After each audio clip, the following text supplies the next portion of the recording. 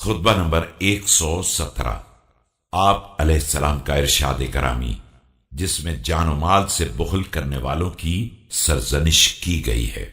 بسم اللہ الرحمن الرحیم۔ نہ تم نے مال کو اس کی راہ میں خرچ کیا جس نے تمہیں عطا کیا تھا، اور نہ جان کو اس کی خاطر خطرے میں ڈالا جس نے اسے پیدا کیا تھا۔ تم اللہ کے نام پر بندوں میں عزت حاصل کرتے ہو۔ You spend no wealth in the cause of him who gave it, nor do you risk your lives for the sake of him who created them. You enjoy honor through Allah among his creatures. اور بندوں کے بارے میں اللہ کا احترام نہیں کرتے ہو۔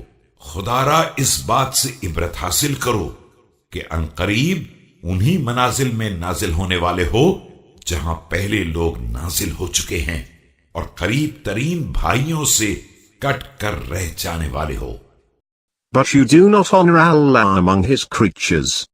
You should derive lessons from your occupying the places of those who were before you and from the departure of your nearest brothers.